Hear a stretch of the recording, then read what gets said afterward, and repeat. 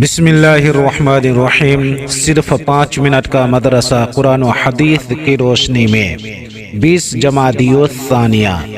Number 1، اسلامی تاریخ، آخرت کے سفر کی تیاری۔ حجۃ الوداع کے موقع پر جب دین کی تکمیل ہو گئی اور پورے عرب میں اسلام پھیل گیا تو حضور صلی اللہ علیہ وسلم کے حالات سے اندازہ ہونے لگا کہ اب آخرت کا سفر ہونے والا ہے۔ چنانچہ آپ ہر سال رمضان میں 10 دن کا اعتکاف کرتے تھے۔ اس سال سن 10 ہجری میں 20 دن کا اعتکاف فرمایا۔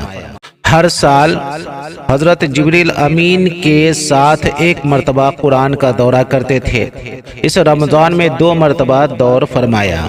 حجۃ الوداع کے موقع پر آپ صلی اللہ علیہ وسلم نے خطبہ دیتے ہوئے فرمایا، شاید اس کے بعد میری تم لوگوں سے ملاقات نہ ہو سکے۔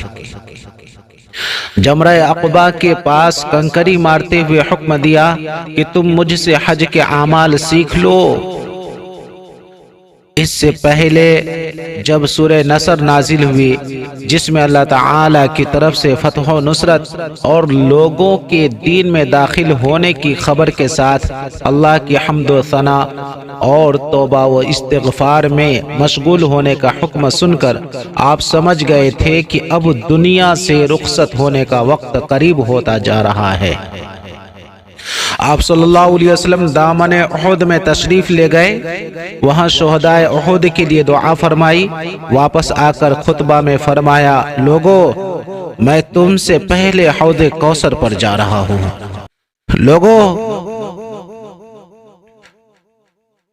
میں تم سے پہلے حوض کوثر پر جا رہا ہوں، وہاں میں تم سے ملوں گا۔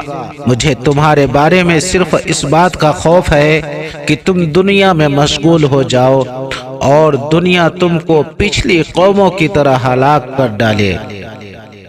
یہ سب وہ علامات اور نشانیاں ہیں جن سے معلوم ہوتا تھا کہ اب آپ صلی اللہ علیہ وسلم اس دنیا سے تشریف لے جانے والے ہیں۔ نمبر 2، حضور صلی اللہ علیہ وسلم کا معجزہ، کنکریوں سے تسبیح کی آواز آنا۔ حضرت ابو ذر رضی اللہ تعالی عنہ فرماتے ہیں کہ ہم ایک مرتبہ رسول اللہ صلی اللہ علیہ وسلم کے ساتھ بیٹھے ہوئے تھے۔ آپ صلی اللہ علیہ وسلم کے ہاتھ میں چند کنکریاں تھیں۔ اچانک ان سے تسبیح کی آواز آنے لگی جس کو ساری مجلس سن رہی تھی۔ پھر حضور صلی اللہ علیہ وسلم نے وہ کنکریاں باری باری حضرت ابو بکر، پھر حضرت عمر اور پھر حضرت عثمان رضی اللہ تعالی عنہم کے ہاتھ میں دی تو ان کے ہاتھوں میں بھی تسبیح پڑھ رہی تھی، لیکن جب ان کے علاوہ لوگوں کو دی تو کنکریوں نے تسبیح پڑھنا بند کر دیا۔ دلائل النبوہ للاصفہانی۔ نمبر 3، ایک فرد کے بارے میں عشاء کی نماز کی اہمیت۔ رسول اللہ صلی اللہ علیہ وسلم نے فرمایا، جس نے عشاء کی نماز جماعت کے ساتھ پڑھی گویا اس نے آدھی رات عبادت کی، اور جس نے فجر کی نماز جماعت سے پڑھ لی گویا اس نے ساری رات نماز پڑھی۔ مسلم شریف۔ نمبر 4، ایک سنت کے بارے میں آئینہ دیکھنے کی دعا۔ جب آئینے میں اپنا چہرہ دیکھے تو یہ دعا پڑھے، اللہم حسنت خلقی فحسن خلقی، اللہم حسنت خلقی فحسن خلقی۔ اے اللہ تو نے میری صورت اچھی بنائی ہے بس تو میری سیرت بھی اچھی بنا دے۔ ابن حبان۔ نمبر 5، ایک اہم عمل کی فضیلت، توبہ سے گناہوں کا بھلایا جانا۔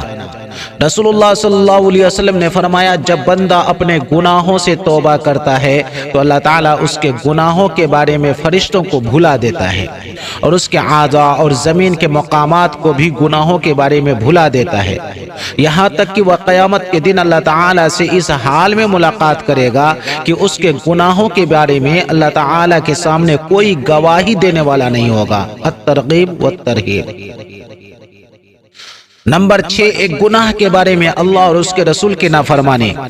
قرآن میں اللہ تعالیٰ فرماتا ہے، جو شخص اللہ اور اس کے رسول کی نافرمانی کرے گا اور اس کی مقرر کی ہوئی حدوں سے آگے بڑھے گا تو اللہ تعالیٰ اس کو آگ میں داخل کرے گا جس میں وہ ہمیشہ رہے گا اور اس کو ذلیل و رسوا کرنے والا عذاب ہوگا۔ سورہ نساء۔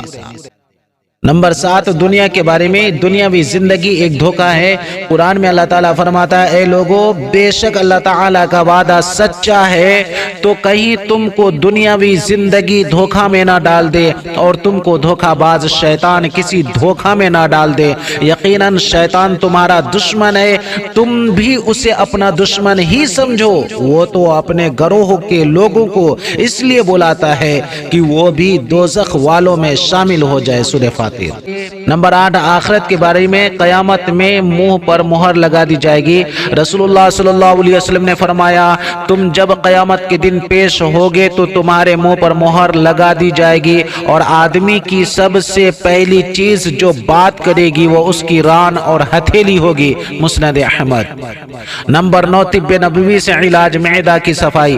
حضرت علی رضی اللہ تعالیٰ عنہ نے فرمایا انار کو اس کے اندرونی چھلکے سمیت کھاؤ کیونکہ یہ معدے کو صاف کرتا ہے۔ مسند احمد۔ علامہ ابن قیم رحمۃ اللہ علیہ فرماتے ہیں کہ انار جہاں معدے کو صاف کرتا ہے وہیں پرانی کھانسی کے لیے بھی بڑا کارآمد پھل ہے۔ نمبر 10 نبی پاک صلی اللہ علیہ وسلم کی نصیحت۔ رسول اللہ صلی اللہ علیہ وسلم نے فرمایا جس کو ایمان کی لذت حاصل کرنے کا شوق ہو تو اسے صرف اللہ کے لیے آدمی سے محبت کرنی چاہیے۔ مستدرک۔